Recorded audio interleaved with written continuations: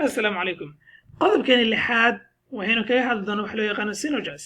Synergies waa maxay? Synergies waxa weeye in lagu shaqeeyo wadajir saameyn leh, wadajir waxtar leh in lagu shaqeeyo. oo taa micnaheedu maxay noqonaysaa? Tusaale ahaan smartphone-kan aynu isticmaalno maanta sidee buu ku yimid? Wuxuu ku yimid kumanaan qofood isku tagay caqliyadooda biiriye ayuu ka yimaaday. tusaale ahaan dad waxaa jira programming ka qaabilsan, dad waxaa jira designing ka qaabilsan, dad waxaa jira suuqgeyntii qaabilsan, dad waxaa jira iibkii qaabilsan, dad investmentiga sameynaya iyo boqolaal qof oo ka duwan oo isku tagay ayaa wixii suuragelisay in maanta smartphones-kan isticmaalayna inuu yimaado. shaqo walba oo nolosha maanta horumar laga gaarayna hal fikrad kaliya maaha, waa afkaar kala duwan isku tagay ayuu inta badan ka wada imaaday.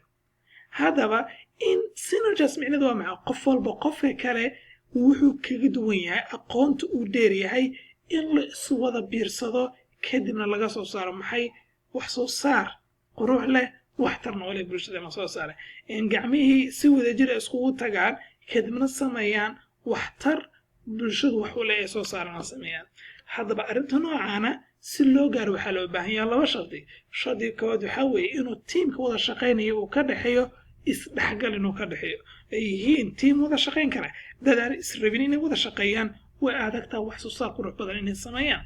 number two, waxaa la doonayaa in sheerka qof walba uu leeyahay, haddii sheeris badan isku darsaday oo dad badan ay sheerin isku darsadeen, in hore uu u qoran yahay qof walba intuu leeyahay si uusan khilaaf u iman.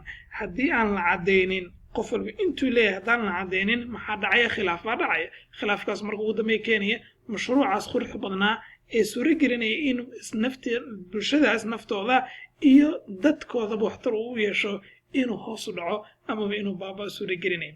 haddaba maxaa laga baahan yahay? labada shardi oo kale ah in dadka isla shaqaynaya si wada jira ay ku wada shaqayn karaan amaba isdhexgal uu ka dhexeeyo.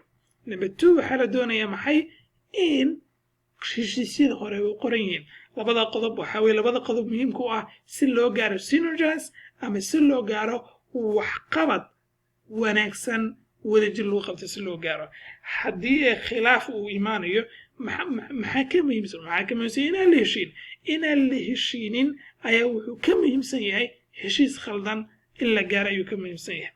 haddaba heshiiska khaldan khasaare ayuu labada dhinac u keenayaa, inaan la heshiina khasaare ma sababayo. haddaba qodobkeena lixaad intaa buu inoogu egyahay. qodobkeena toddobaad ayaynu guda galayna insha allah.